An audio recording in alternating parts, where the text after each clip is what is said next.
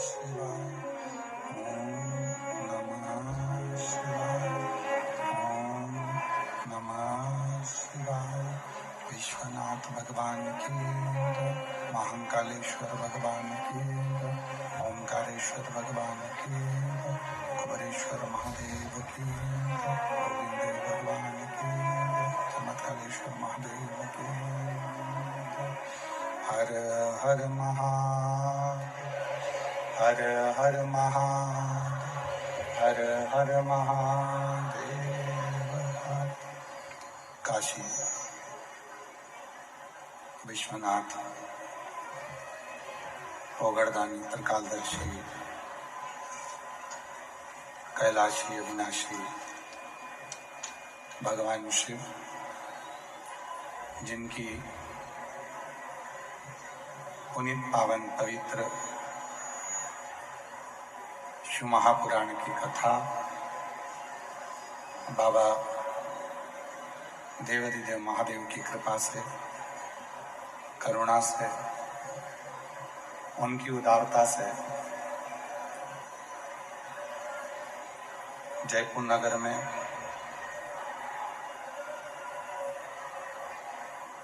जयपुर नगर की इस पवित्र पावन भूमि पर आप और हम सभी को भगवान देवाधिदेव महादेव की पवित्रमय आनंदमय शिव महापुराण की कथा श्रवण करने का सौभाग्य प्राप्त हुआ है।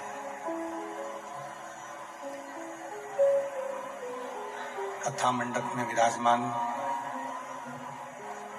राजस्थान की पवित्र भूमि से, गलता पीठ से पूज्य पीठाधीश्वर स्वामी जी महाराज, किन्नर अखाड़े से महामंडलेश्वर एवं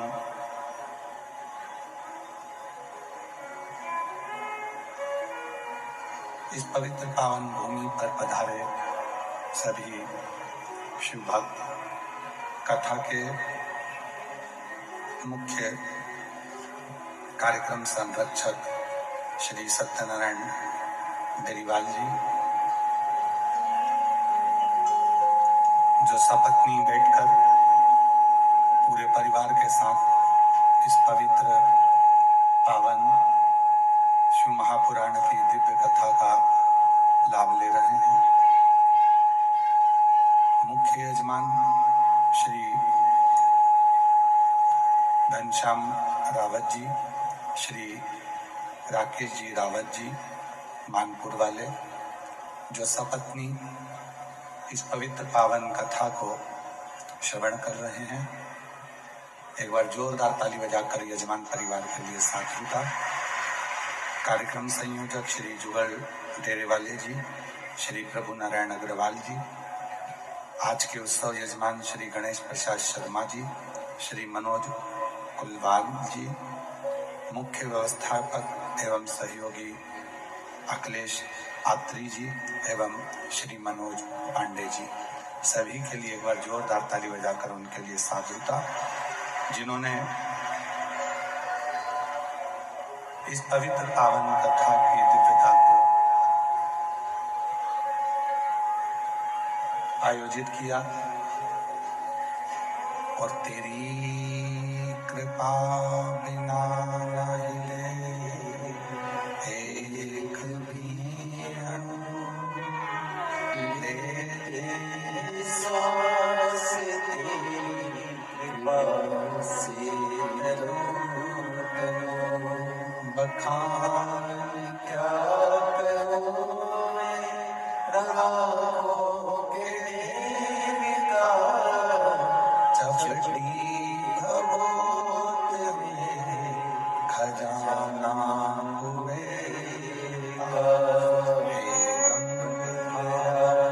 मुक्ति भोले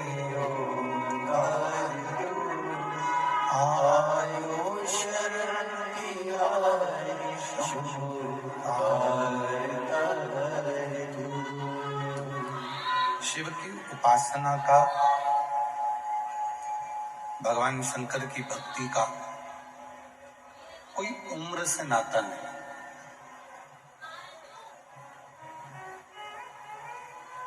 कि 25 वर्ष के होगे तो भगवान का भजन करोगे, या 50 वर्ष के होगे तो शिव का नाम लोगे,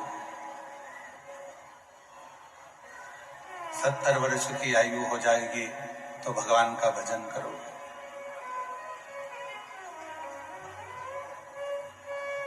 उम्र कितनी भी हो, शिव महापुराण की कथा कहती है शंकर भगवान की साधना के लिए, ईश्वर की आराधना के लिए उम्र और समय नहीं देखा जाता। जिसको भगवान शंकर की साधना करना है, ईश्वर की साधना करना है, राम नाम, कृष्ण नाम, श्री नारायण, श्री हरि आदि का स्मरण करना है, उसको उम्र नहीं देखना, उसको समय भी नहीं देखना। आज व्यक्ति क्या करता है कि पहले उम्र देखता है कि अभी तो हमारी कमाने की उम्र है, अभी हमें भजन नहीं करना, अभी कोई हमारी साधना की उम्र थोड़ी ना है, अभी हमारी कोई उम्र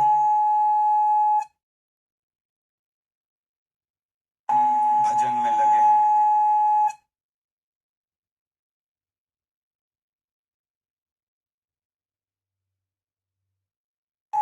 अभी हमारी उम्र कोई ऐसी नहीं हुई है कि हम सत्संग में लगे।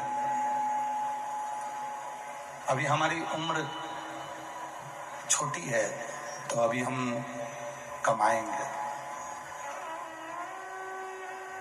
अभी तो हमको कमाना है, अभी तो हमको एकत्रित करना है, कमाने में लगना है। शिव पुराण कहती है कि शिव की भक्ति के लिए ना उम्र देखी जाती है, ना समय देखा जाता, दोनों चीजें नहीं देखी।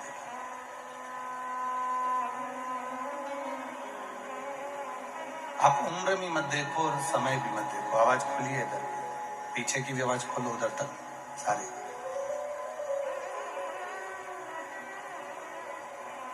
जब तुम्हारा मन कर जाए, जब तुम्हारा चित्त कर जाए और तुम्हें लगने लगे कि मुझे ईश्वर की आराधना साधना करना है,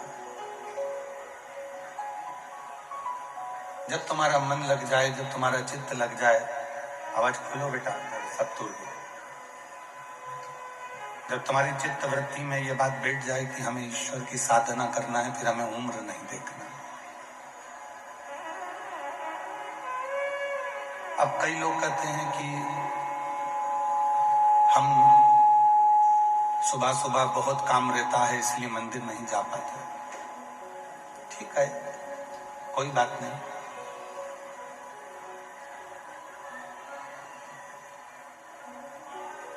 इधर पंडालों की आवाज खोलिए। कोई कहते हैं कि हमें मंदिर जाने का समय सुबह सुबह नहीं मिलता।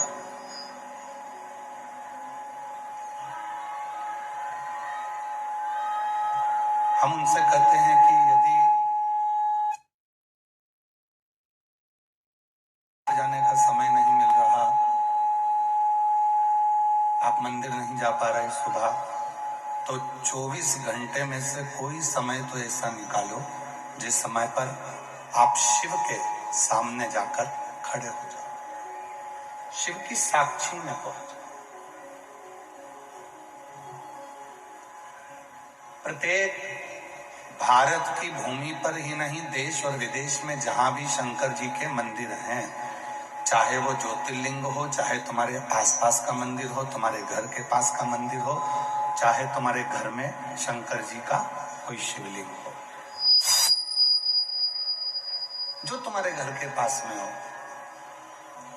लोग कहते हैं कि उज्जैन महाकाल में ज्योतिर्लिंग है, कोई कहता है काशी में ज्योतिर्लिंग है, कोई कहता है केदार में ज्योतिर्लिंग है, कोई कहता है कि सोमनाथ में ज्योतिर्लिंग है, कोई कहता है भीमा शंकर में ज्योतिर्लिंग है, कोई कहता है मल्लिकार्जुन में ज्योतिर्लिंग है। पर शिव महापुराण की कथा एक सुंदर बात, आवाज नहीं आ रही है पंडालों में, आवाज खोलिए ना। शिव महापुराण की कथा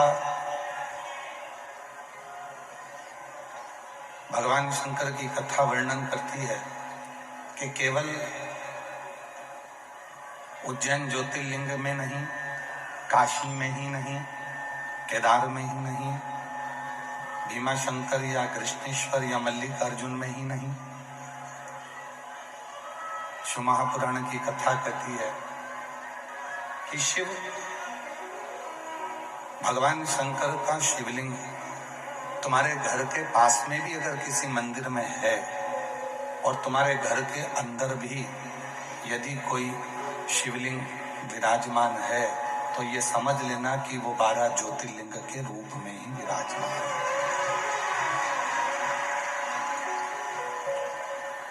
वो 12 ज्योतिर्लिंग के रूप में ही विराजमान। शिवलिंग मतलब शिव की एक ज्योति।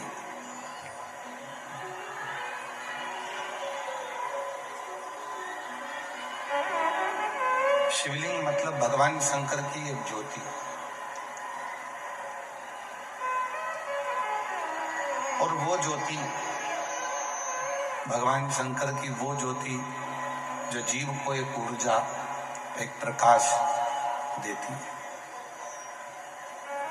क्यों कहते हैं हम कि रोज प्रतिदिन भगवान शंकर के मंदिर जाओ, एक लोटा जल चढ़ाओ?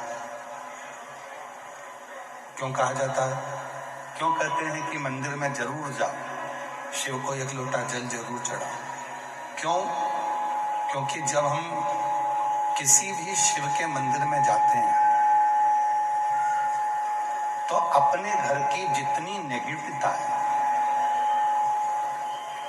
जितनी भी नेगेटिव ऊर्जा है, हम जब भगवान शंकर के मंदिर में जाते हैं तो शिव को जब हम जल चढ़ाते हैं या शिव की साक्षी में पहुंचते हैं तो अपने घर की जितनी भी नेगेटिव है, जितनी भी गलतियां हैं, जितने भी गलत विचार हैं, गलत सोच है, वो हम शिव के मंदिर में जाकर भगवान शंकर को दे देते हैं और शंकर भगवान से उनकी ऊर्जा मांग कर लाते हैं और अपने घर में स्थापित करते हैं। अपने घर में स्थापित।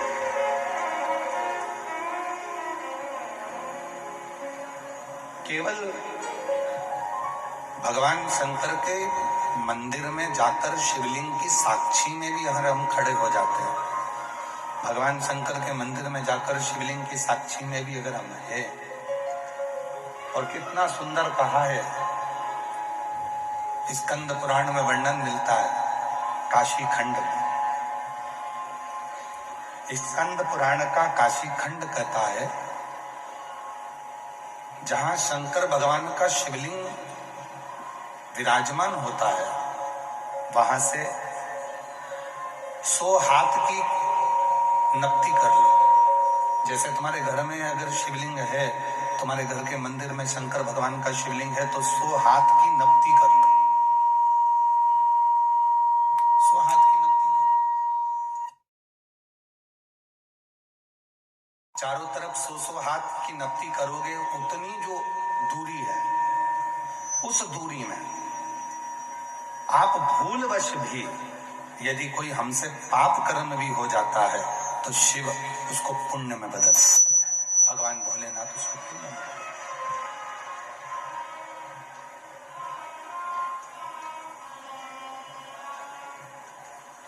रामचरितमानस किस किसने सुनी है?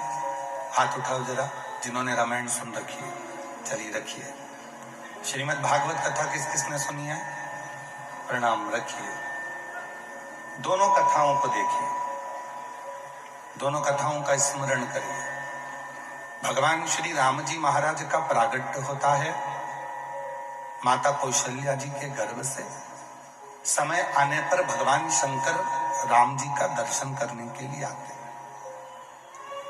सुनिए ना कथा सबने, जम के तो बोलो जरा, ठीक है। अब जो रामचरितमानस में हुआ कि भगवान राम जी का प्रागट्य हुआ और भगवान भोलेनाथ, भगवान शिव राम जी का दर्शन करने के लिए राम जी के दरवाजे पर, राम जी के द्वार पर, कौशल्या जी के दरवाजे पर गए, दर्शन किया। और कौशल्या माता ने राम जी के स्वरूप का दर्शन भगवान शंकर जी को कराया।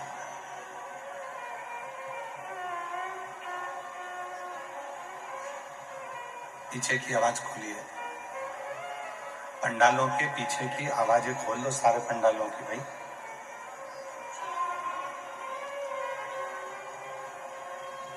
कौशल्या जी के सामने भगवान देवाधिदेव महादेव एक योगी का रूप धरकर, एक साधक का रूप धरकर गए।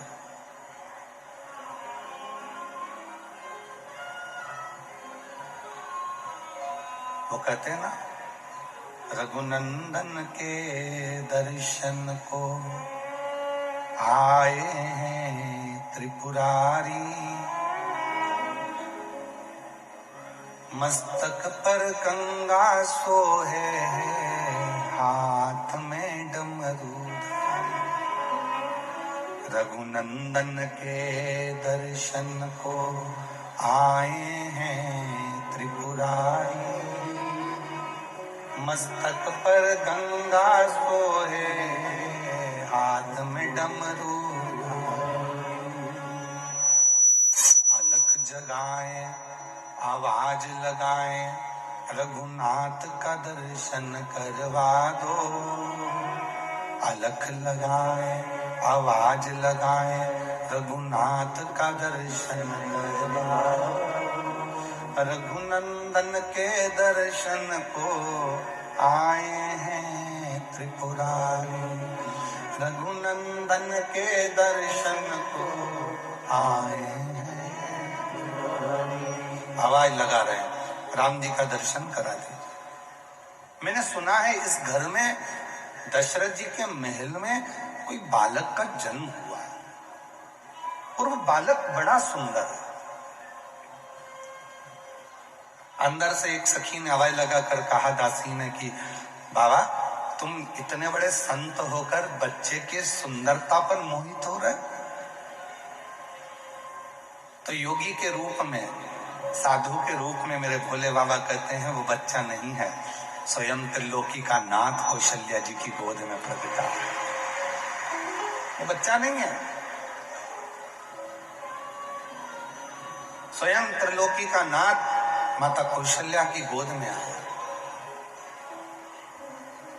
रघुनंदन के दर्शन को आए हैं त्रिपुरारी, रघुनंदन के दर्शन आए हैं त्रिपुरारी। ये कोई साधारण सा बालक नहीं है जिसका मैं दर्शन मांग रहा हूं, ये कोई साधारण सा बालक नहीं है जिसके लिए मैं आवाज लगा रहा हूं। मुझे इतने में दासी कौशल्या जी के पास में बैठी हुई माता कैकेयी से कहती हैं, सुमित्रा से कहती हैं कि दशरथ जी के द्वार पर माता कौशल्या जी आपके बेटे का दर्शन मांग रहा है एक सन्यासी, एक योगी, एक तपस्वी, एक साधक।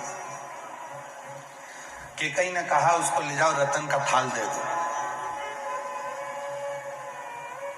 दासी एक रतन का थाल भरकर ले गई और बाबा जी को देने लगी। बाबा जी कहे मुझे रतन नहीं चाहिए।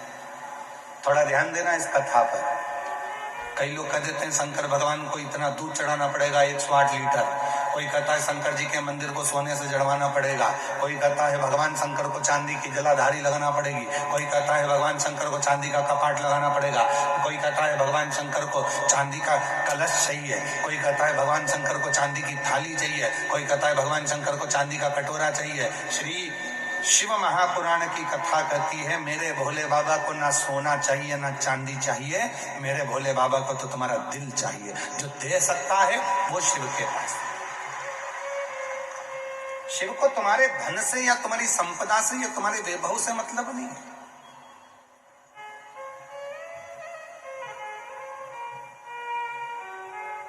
भगवान शंकर को तुम्हारे धन या दौलत से मतलब नहीं है। भगवान शंकर को तुम्हारे संपदा से मतलब नहीं है।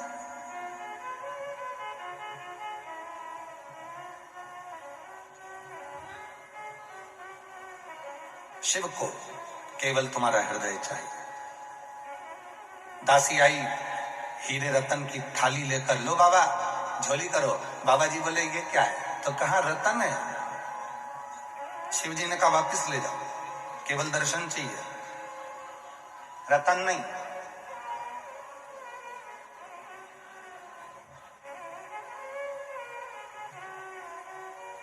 रतन से दर्शन नहीं हो सकते। वो था त्रेता युग जिसमें रतन से दर्शन नहीं होते थे, और आज है कलयुग जिसमें बिना दौलत के तो मंदिर में भी जल्दी दर्शन नहीं होते। पैसा दोगे तो बैठ पाओगे, पैसा दोगे तो बैठोगे, धन है तो बैठो, पैसा है तो बैठो, नहीं तो चलो यहां से। मतलब तुम्हारी कीमत नहीं है, याद रख लेना, तुम्हारी बिल्कुल कीमत नहीं है, तुम्हारे पैसे की कीमत है। जेब अगर गर्म है तो होटल का रूम तुम्हारा है, जेब अगर गर्म है तो ट्रेन की सीट तुम्हारी है, जेब अगर गर्म है तो फ्लाइट की सीट तुम्हारी है, और अगर जेब में माल नहीं है तो तुम भले दुनिया में घूमते रहो, कुछ भी तुम्हारा नहीं, कुछ भी तुम्हारा नहीं।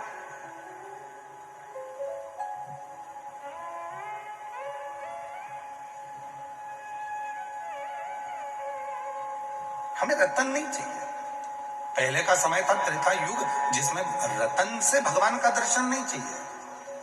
हमें केवल दिल से जाकर तो बोलो कौशल्या जी से कि दरवाजे पर योगी आया है, सन्यासी आया है, तपस्वी आया है, साधक आया है, उपासक आया है। इतने में दासी ने कहा, हमने कहा तो ये रतन किसने भेजे? तो ये माता कैकेयी ने भेजे, कौशल्या जी से कहो। फिर खबर गई माता सुमित्रा जी के कानों में, तो सुमित्रा जी ने कहा एक काम करो, अंबर पीतांबर लेकर जाओ, थोड़ा सा सुंदर सोना भरकर सोने की अशर्फियां ले जाओ, हमारे घर में बेटे जन्मे, दे दो बाबा जी को। बाबा जी के पास पहुंचे, बाबा ये सोना, तो ये किसने भेजा? तो सुमित्रा जी ने भेजा। ना ना नहीं चाहिए, आप तो कौशल्या जी से कहो। तब माता कौशल्या जी के पास में खबर गई, और मां कौशल्या जी के पास में खबर जाती है। एक बार जोरदार ताली बजाकर गलता पीठ से स्वामी जी महाराज का एक बार साधुवाद करते हैं। कौशल्या जी के पास में खबर गई, और माता कौशल्या जी ने कहा क्या बात है? तो कहा कि दरवाजे पर एक बाबा आया है, न धन चाहिए न दौलत चाहिए, सब कुछ देकर देख लिया, बस राम का दर्शन चाहिए, राम का दर्शन। और कितना सुंदर बात कही है महाराज, शिव महापुराण के अंदर एक बहुत सुंदर सी बात कही, धन देकर जल्दी दर्शन कर सकते हो, धन देकर जल्दी दर्शन कर सकते हो। धन देकर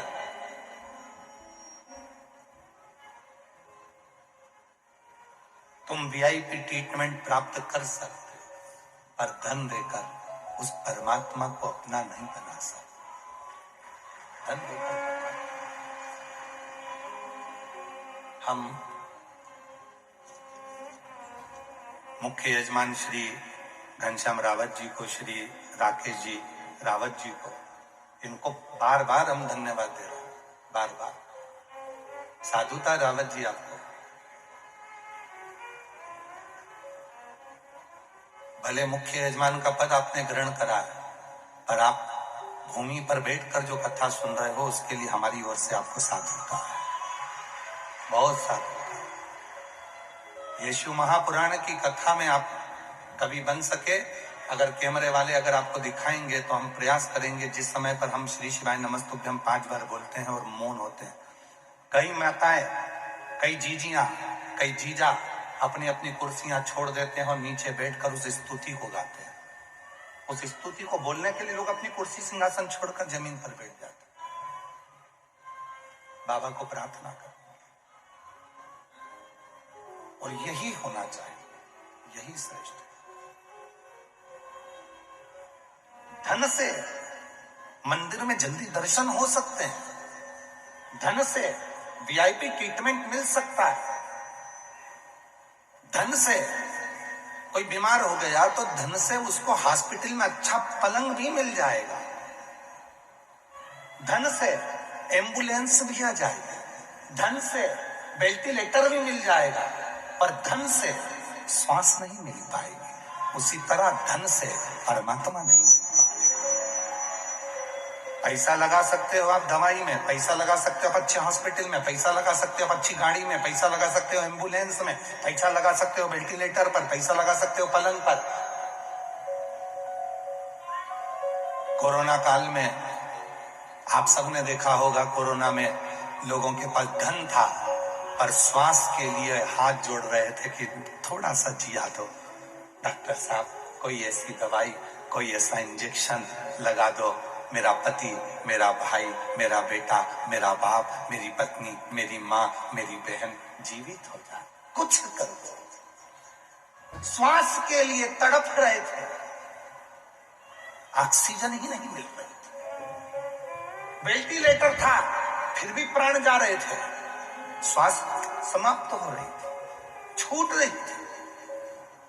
धन था, पलंग मिल गया, धन था, वेंटिलेटर मिल गया, धन था, एम्बुलेंस मिल गई, धन था, अच्छा हॉस्पिटल मिल गया, पर धन से श्वास नहीं खरीदी जा सकती। श्वास तो उस परमात्मा को, जब आप एक लोटा जल चढ़ाते हो, परमात्मा तुम्हारे कदम को, तुम्हारे घर से मंदिर तक जो तुम रोज कदम चलकर जाते हो, वो कदम मेरे शिव के खाते में लिखा जाता है और उतनी श्वास तुम्हारी आखिरी में बढ़ाई जाती है, वो श्वास बढ़ाई जाती है। इसीलिए तो कहते हैं अंत समय प्रभु आना पड़ेगा, वचन दिया तो निभाना पड़ेगा।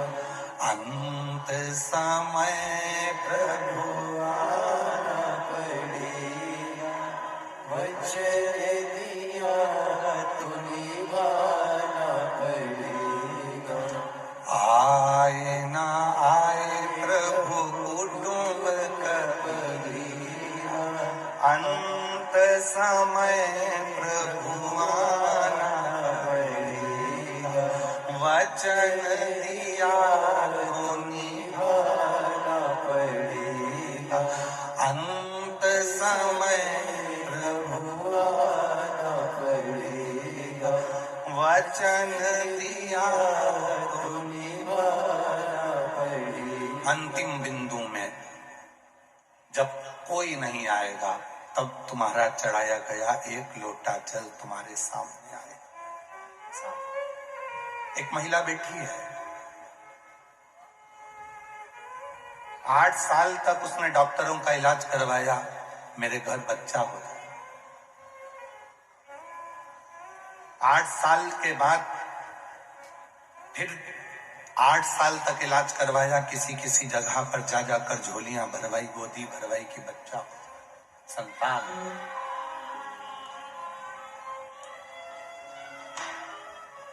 23 साल निकल गए पर औलाद नहीं हुई। डॉक्टरों ने कह दिया कि अब तो रजो धर्म भी चला गया, अब तुम रजस वाला नहीं हो सकते, अब बच्चे होने के चांस पूरे खत्म हो चुके हैं, शादी के 23 साल हो चुके हैं, अब तुम्हारे संतान का सुख नहीं है। सब तरह से मना कर दिया। एक दिन किसी दुकान पर जा रही थी और दुकान पर टीवी में कथा चल रही थी, सामान लेते लेते खड़ी हो गई और खड़ी होकर उसने 2 मिनट की कथा सुनकर पूछा दुकान वाले से, ये कौन सा महाराज है? कहा ये वो सीहोर वाला है, शिव पुराण करता है, इससे कोई फायदा होता है क्या? हाँ, थोड़ी देर खड़ी रहो। उसने खड़े होकर सुना। एक महिला का पत्र था जिसको 17 साल बाद औलाद हुई थी। उसने मन में सोच लिया इसकी कथा सुनूंगी। घर गई, मोबाइल पे सर्च करा, कथा सुनना प्रारंभ करा। कथा सुनने के बाद उसने सुना कि सीहोर कुबेरेश्वर धाम जाऊंगी, वहां कंकर शंकर की पूजन करूंगी, वहां का कंकर लेकर आऊंगी, रुद्राक्ष लाऊंगी, सफेद आंकड़े की जड़ बांधूंगी। और 23 साल के बाद पहली बार घर से निकलकर सीहोर गई, अपने पति के साथ वहां पूजन करी, कंकर लाई और वहां से आने के बाद 3 महीने के बाद गर्भ ठहर गया और 23 साल के बाद संतान की प्राप्ति। तो बेटी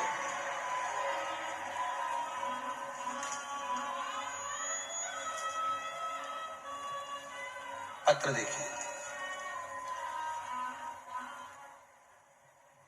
मेरा नाम पूनम पवार, पति का नाम दिनेश कुमार पवार। एक लोटे जल का क्या व्याख्यान करूं गुरुदेव। शादी को 23 साल हो गए गुरुदेव, शादी को 23 साल हो गए। मैं पूनम पवार, पति दिनेश कुमार पवार, 1 लोटे जल का क्या व्याख्यान करूं। गुरुजी, मेरी शादी को 23 साल हो गए। 23 साल तक मुझे संतान नहीं। ऐसा कोई डॉक्टर नहीं छोड़ा, ऐसा कोई मंदिर नहीं छोड़ा जहां पर मैंने इलाज न करवाया हो। आईवीएफ भी करवाए पर संतान नहीं।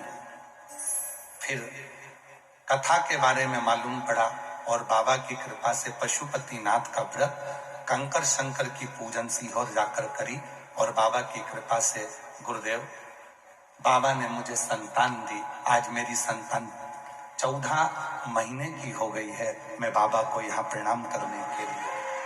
मेरा नाम पूनम पवार, गांव काहनौर, जिला रोहतक, हरियाणा से हैं। और नीचे एक लाइन लिखी है, आप और हम उसको गुनगुनाते। अपनी किस्मत का ताला तुम खोलते चलो, श्री शिवाय नमस्तुभ्यं तुम बोलते चलो, श्री शिवाय नमस्तुभ्यं तुम बोलते चलो। कहीं बैठी हो और बच्चा साथ में आया हो तो ला सकते हैं, आ सकते हैं। 23 साल सुना टीवी पर, कहीं दुकान पर कथा चल रही थी, मन कर गया सुन। देखो शिव कैसा है। मेरे भोले बाबा को देना होता है ना तो वो ऐसे टांग आपको हाथ पकड़ा, पल्लू पकड़ा और पांव को खींच कर आपको कथा तक लेकर आए। हमने पहले भी कथा में कहा, जयपुर में भले लाखों लाख लोग रहते हों, पर शिव महापुराण की कथा में वही पहुंचेगा जिसको भोले बाबा को 3 महीने में देना है।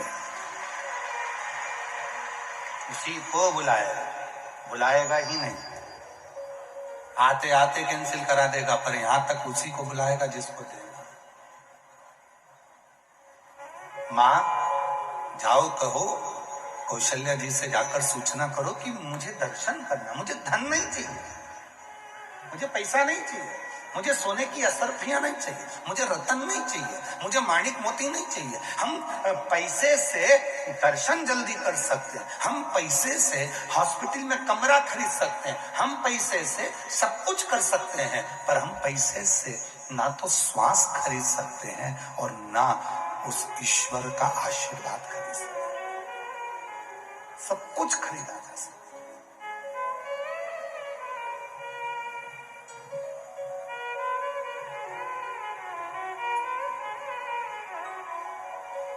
ईश्वर की कृपा करुणा उसको खरीदा नहीं कर सकता।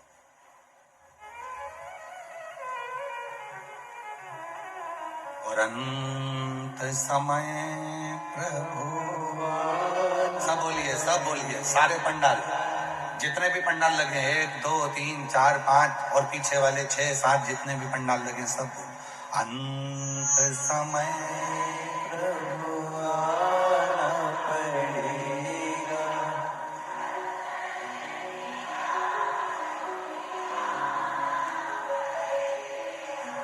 आए ना कुटुंब कबीरा।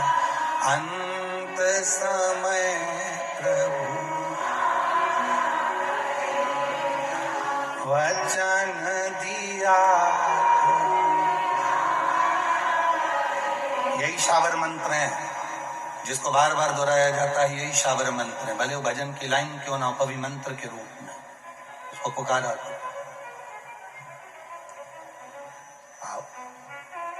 मुझे रतन नहीं, मुझे माणिक नहीं, मुझे सोना नहीं, मुझे चांदी नहीं, मुझे हीरा पन्ना नहीं, मुझे राम का दर्शन कर। ठीक है, कौशल्या जी के पास सूचना गई, माता कौशल्या जी ने राम जी का दर्शन कराया, शिव जी को दर्शन कराया। कौशल्या जी ने राम जी का दर्शन कराया, राम जी को वापिस कौशल्या मैया ले गई। अब कौशल्या मैया शिव जी के आगे हाथ जोड़कर बैठ गई। बहुत सावधानी की कथा है आज की, थोड़ा ध्यान लगाकर सुनना। हो सकता है इस कथा से कई लोगों को हो सकता है कि थोड़ा बुरा भी लग जाए, पर कहने में पीछे नहीं हटेंगे। ध्यान देना, शिव जी के सामने कौशल्या मैया हाथ जोड़कर बैठकर कहती हैं, मेरे बच्चे का भाग्य बता दो, उसका किस्मत कैसी है। मेरे बेटे का भाग्य बता दो कि उसकी किस्मत कैसी है।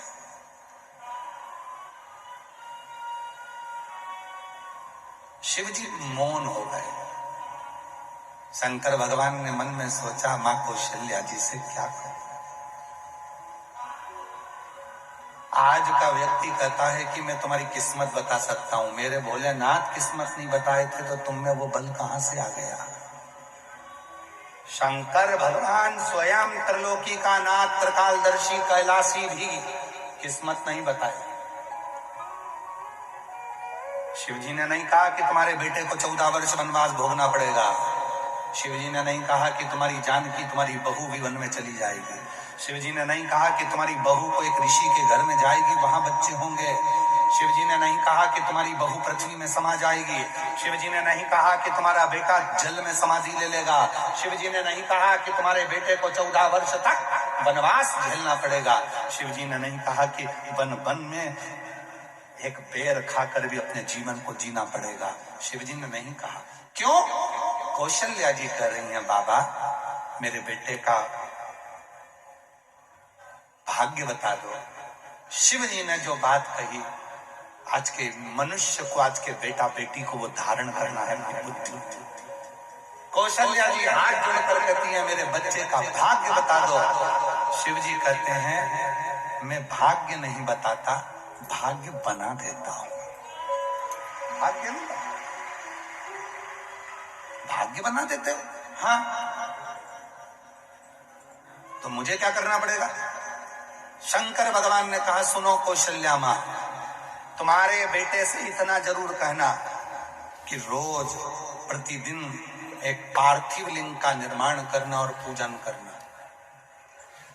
यदि आप लोगों में से कोई राम पथ गमन गया हो, राम जो 14 वर्ष के लिए वनवास गए थे, अयोध्या से लंका तक का जो रास्ता उन्होंने चुना था, जिस मार्ग से वो गए थे, पूरे राम पथ गमन को भारत सरकार ने बना दिया है।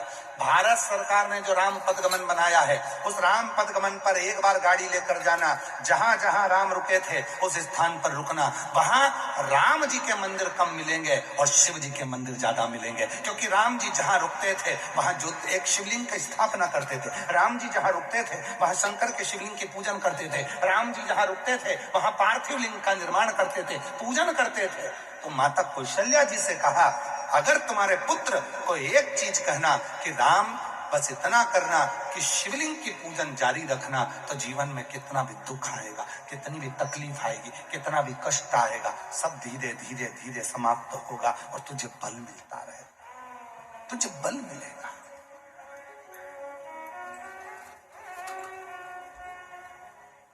क्या देती है शिव पुराण? सबसे पहले भगवान शंकर अपने भक्त को बहुत बहुत बल प्रदान करते हैं, उसको धैर्य प्रदान करते हैं कि कोई कुछ बोलेगा तो धैर्यता रखना, कोई कुछ हो जाए तो धैर्यता रखना, थोड़ा बल अपने अंदर रखना, धैर्यता अपने अंदर रखना। ये शिव देते हैं, ये शंकर देते हैं, ये शिव प्रदान करते बल।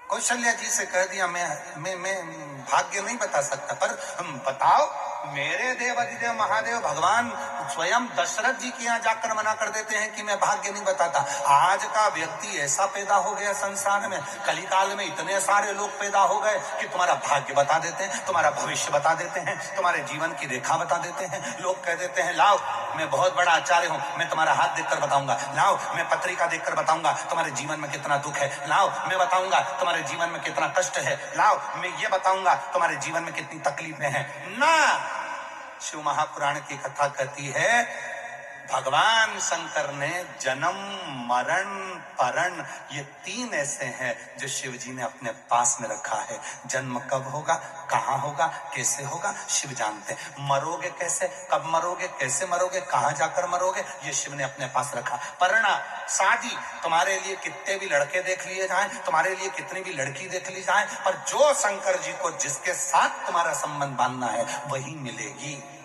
और वही मिलेगा। कितना ही प्रयास करो,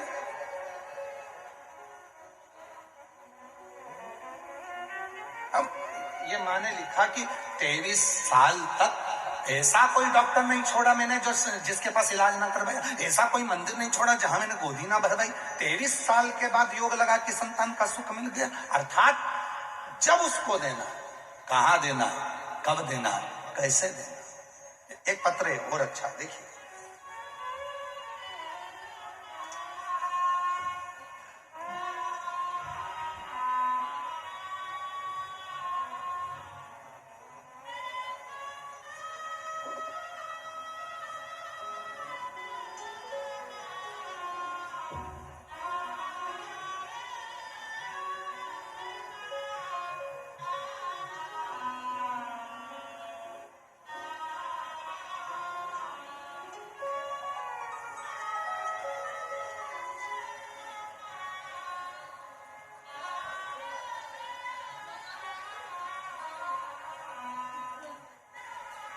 मैं प्रीति खंडेलवाल, पति का नाम आशीष खंडेलवाल, देवी नगर न्यू सांगानेर रोड सोंडाला जयपुर से हूं।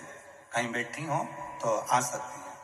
भोले बाबा की महिमा का और उनके एक लोटे जल का क्या वर्णन करूं। मेरे भाई की तैयारी करते करते 7 साल हो गए थे, पर उसकी नौकरी नहीं लग रही थी। फिर गुरुदेव, मैंने मेरे भाई को विद्याधर नगर स्टेडियम में जो कथा हुई थी उसमें उसको लेकर आई, कथा में लेकर गई। और गुरुजी, मेरे भाई को इन सब कथाओं पर विश्वास ही नहीं था।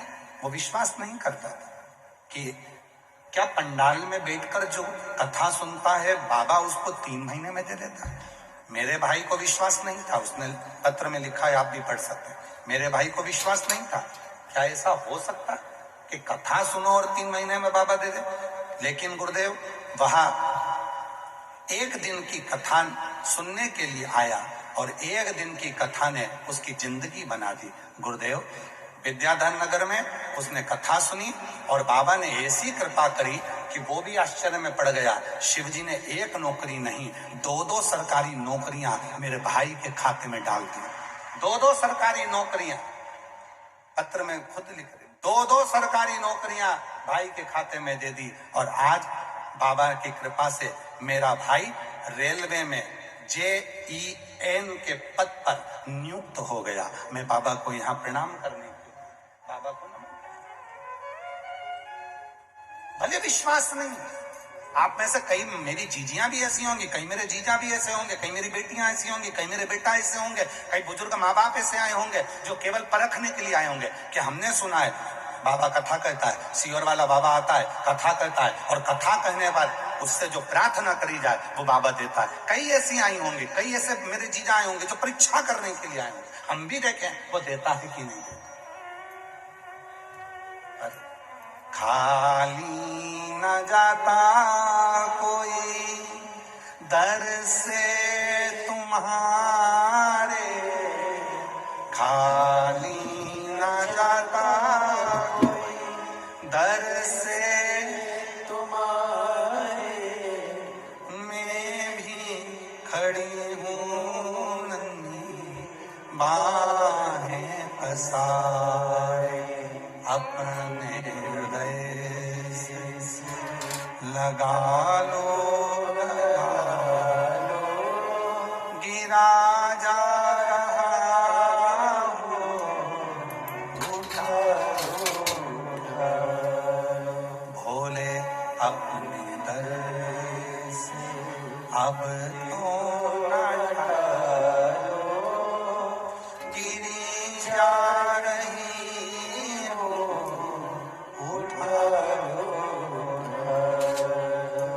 उससे प्रार्थना करो। यहाँ टाइम बर्बाद करने के लिए मत आओ, भीड़ बढ़ाने के लिए बिल्कुल मत आओ।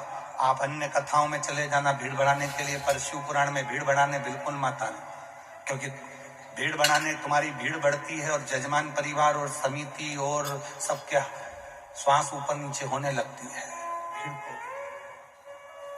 भीड़ बढ़ाने के लिए शिव पुराण में मत आओ, समय बर्बाद करने के लिए शिव पुराण में मत आओ। तुम्हारा मन पड़े बाकी की कथा में जाना, पर शिव पुराण में अगर आए हो तो यहाँ भीड़ बढ़ाने के लिए नहीं, समय खराब करने के लिए नहीं, यहाँ बाबा को अपने मन का भाव करने के, अपने बाप से, अपने पिता से, शिव से बात करने के, दिल से उसको बोलने के लिए, हृदय से प्रार्थना करने के लिए, निवेदन करने के लिए।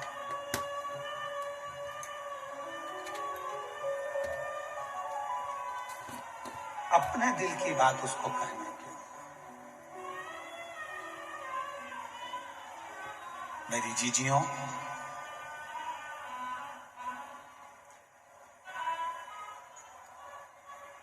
अच्छा विचार कर कर जिस दिन बाबा के पास में आओगी ना, उस दिन बाबा आपको कभी खाली नहीं छोड़ेगा।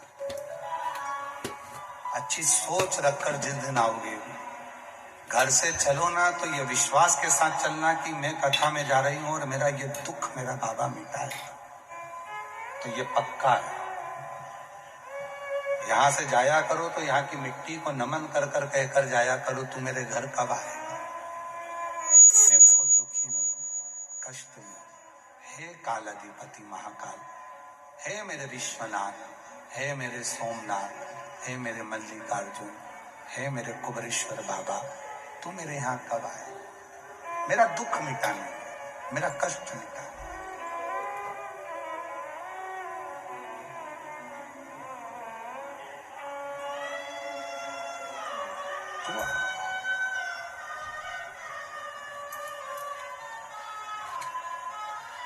तेरे बिना चित्त नहीं लगता, तेरे बिना मन नहीं लगता। तू आएगा तो मेरा दुख मिटेगा, बिना आए दुख नहीं मिट सकता। शिव जी ने कह दिया, कौशल्या जी, मैं किसी का भाग्य नहीं बताता, पर मैं भाग्य बना देता हूं। ये तो हो गई त्रेता युग की बात। अब बजाओ द्वापर युग में, जब भगवान कृष्ण का जन्म हुआ, शिव जी दर्शन करने गए। श्री कृष्ण के दर्शन करने चले सदा शिव गोकुल में, गली गली में शोर मचाए चले सदा शिव गोकुल में। अब जाओ द्वापर में भगवान कृष्ण के दर्शन करने आए। यशोदा जी ने भी लाला का दर्शन कराने से पहले धन दिया, दौलत दिया, संपदा दी, पर नहीं दिया बेटा। पर भगवान ने कुछ नहीं लिया, दर्शन,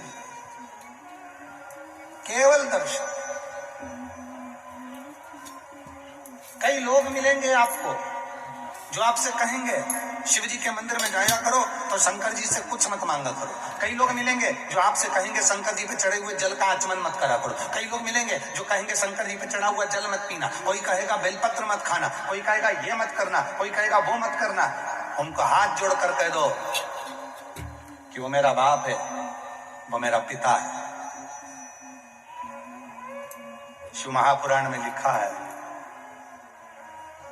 कायिक, वाचिक और मानसिक तीन पाप शंकर जी को चढ़े हुए जल का आचमन करने से तुरंत समाप्त हो जाते हैं। और सीहोर वाले महाराज की बात मत मानना, बिल्कुल मत मानना। सीहोर वाले बाबा को सुनने आए हो पर उनकी बात मत मानना। आप तो गीता प्रेस गोरखपुर की शिवपुराण लेकर आओ, उसकी विद्येश्वर संहिता पढ़ो। उस विद्येश्वर संहिता में तुम्हें मिलेगा कि भगवान शंकर पर जल चढ़ाकर उस जल का आचमन करने से, उस जल को पीने से तीन ताप समाप्त हो जाते हैं, कायिक, वाचिक और मानसिक। तीन ताप समाप्त। आप तो उनका स्मरण करो, पाठ करो। गीता प्रेस गोरखपुर की शिवपुराण लेकर आओ, उसको पढ़ो, अध्ययन करो।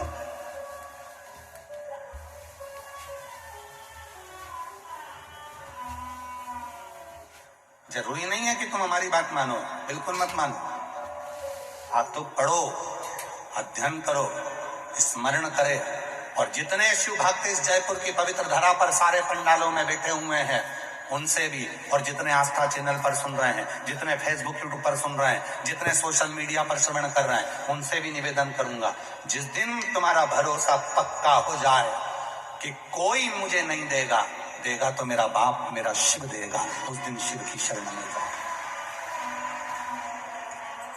पड़ोसी को कितना भी चाय पिला लो, पड़ोसन के घर के कितने भी बर्तन धो लो, पड़ोसन के कितने भी अचार खिला दो, पड़ोसन के घर की माता जी को कितनी भी साड़ी पहना दो, पर पड़ोसन के पास करोड़ों का धन होगा पर वो अपनी प्रॉपर्टी तुमको नहीं देगी। मेरी बहुओं से निवेदन है, मौसी सास को कितना भी तुम पांव पड़ लो, मामी सास के कितने भी पांव पड़ लो, चाची सास के कितने भी पांव पड़ लो, ताई सास के भी कितने पांव पड़ लो, पर वो तुम्हें सोने की चैन नहीं देगी। सोने की चैन भले सास से कितना भी झगड़ा हो जाए, लड़ाई हो जाए, पर आखिरी में जब बंटवारा होगा तो सास की सोने की चैन तुझे जरूर मिलेगी। वो ताई सास नहीं देगी, वो चाची सास नहीं देगी, वो मौसी सास नहीं देगी, वो मामा ससुर नहीं देगा, वो पड़ोसन नहीं देगी, वो रिश्तेदार नहीं देंगे, वो कुटुंबी नहीं देंगे। आखिरी में वो चैन तुझे तेरी सास की तुझे ही मिलेगी। भले वो लड़ाई हो, झगड़ा हो, कितना भी विवाद हो, पर देगी वही। उसी तरह तुम सब दूर घूम कर आ जाओ, आखिरी में शांति, वैभव, धन, दौलत, संपदा और जीवन का सुख कहीं नहीं मिलेगा। वो मिलेगा तो शिव की शरणागति में ही मिलेगा, शंकर के पास। तुम पूछो मत पूछो, तुम जल चढ़ाओ मत चढ़ाओ, तुम श्री शिवाय नमस्तुभ्यम बोलो मत बोलो, तुम पंचाक्षर और नमः शिवाय बोलो मत बोलो, तुम ओम नमः शिवाय षडाक्षर बोलो मत बोलो, पर आखिरी में पाला उसी से पड़ेगा। अंत समय प्रभु अंत में पाला उसी से पड़ने वाला, किसी दूसरे से पाला नहीं पड़ेगा, पाला उसी से।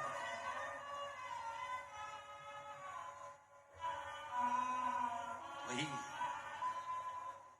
और मैंने तेरे अंत में उसी से बाबा तेरे भरोसे आवाज उड़ती जागे।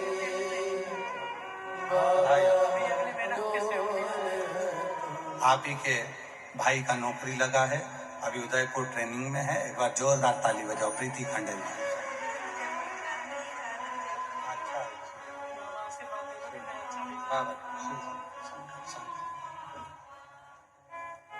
जो जैसी भावना लाया वो वैसा ही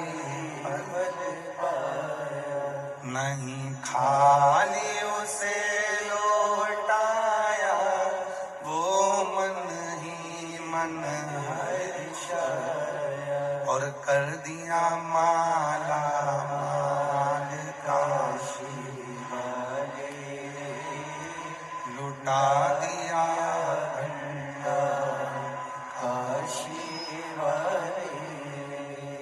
उस पे आश्रित हो, आश्रित। आप तो राजस्थान के हो, मेवाड़ के राजा बप्पा रावल जी,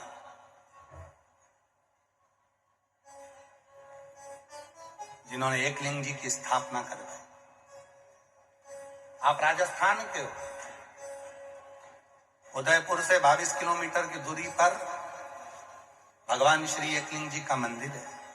गए हो कभी कि नहीं गए? गए हो सब। मेवाड़ के राजा बप्पा राव जी,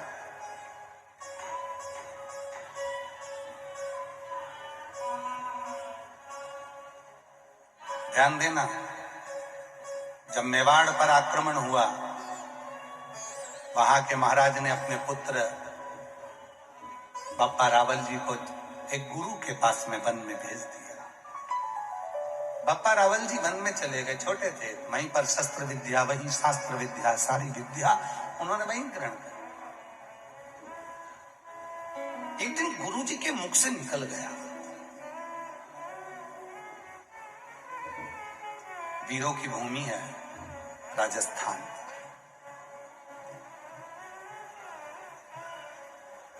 यहां की भूमि का जल ही ऐसा है कि यहां का बच्चा हो चाहे बूढ़ा हो, वो वीरों की ही मौत मरता है। उसमें वीरता का गुण होता है, वीरों की भूमि है राजस्थान। बप्पा रावल जी छोटी सी अवस्था थी 7-9 वर्ष की, और रावल जी, बप्पा रावल ने वन में अपने गुरु के मुख से सुन लिया। गुरु जी बोले कि जब व्यक्ति बहुत संघर्ष करता है और उसको कोई लक्ष्य नहीं मिलता, तब वो शिव की शरणागति ग्रहण करे। ये बप्पा रावल जी ने अपने गुरु के मुख से सुन लिया, शिव की शरणागति ग्रहण करे।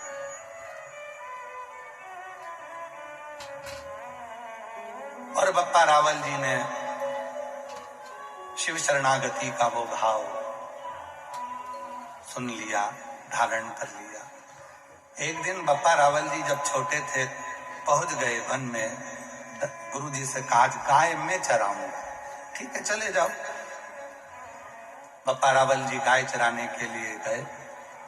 शिव की साधना में ऐसे डूब गए कि उनके गुरु उनको ढूंढने के लिए निकले। गुरु, और गुरु जी ने उनको ढूंढा। बप्पा रावल जी तो तप में लीन थे। शिव पुराण में हम वर्णन करें बप्पा रावल जी का चरित्र, तो शिव के भक्त के रूप में उनका चरित्र का वर्णन करूं। बप्पा रावल जी जब शिव से साधना करते थे तो शिव उनके सामने आकर बात करते थे। मेवाड़ के वो राजा, एक दिन शिव जी ने कहा बप्पा रावल से, ये पूरा मेवाड़ मैं तुम्हें देता हूं।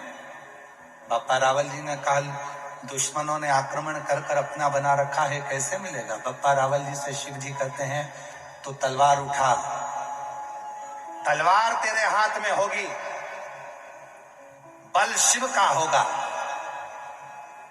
और याद रखना हारने नहीं दूंगा। पूरी दुनिया का एक राजा बप्पा रावल जी एक ऐसे थे जिन्होंने अपनी लाइफ में, अपनी जिंदगी में कोई युद्ध नहीं हारा था और धर्म के लिए आगे बढ़कर लड़ते थे।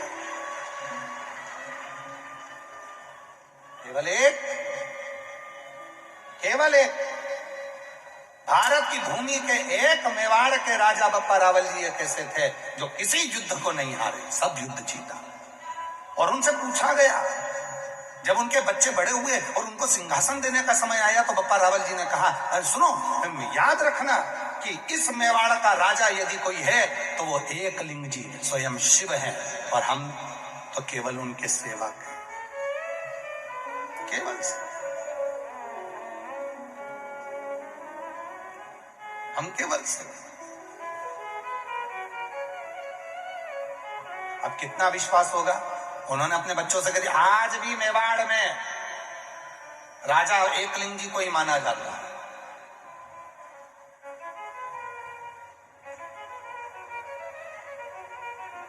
कितने भक्त होंगे बप्पा रावल जी, जिस समय पर प्राण छोड़ने का समय आया तो शिव की साधना करते करते शिव में ही समा गए। शंकर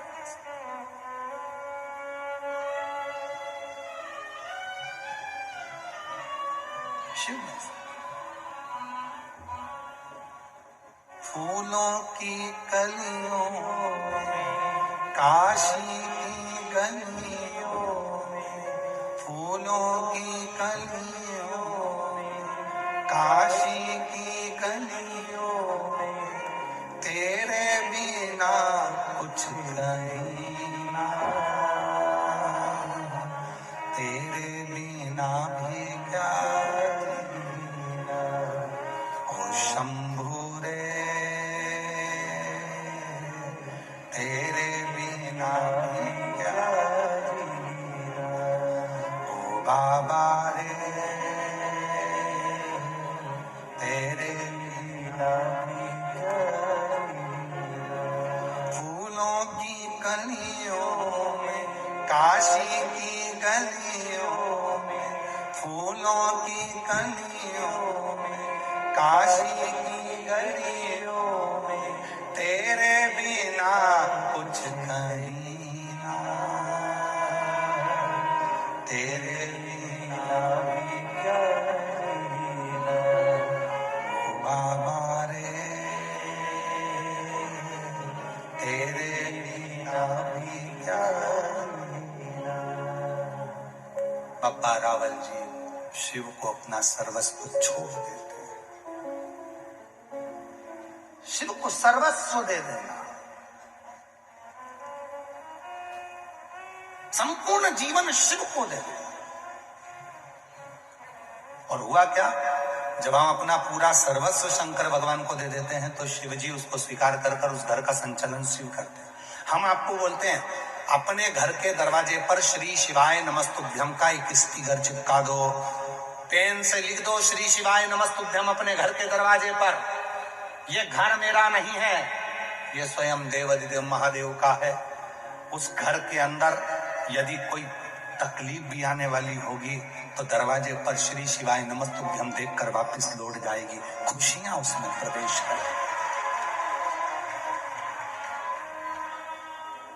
शिव के आश्रित। कौशल्या जी से कहा, कौशल्या जी भगवान शंकर जी से कहती है, बाबा तुम्हें जो चाहिए, हीरा मोती रतन माणिक जो चाहिए तुम ले लो। श्री कृष्ण के दर्शन करने चले सदा शिव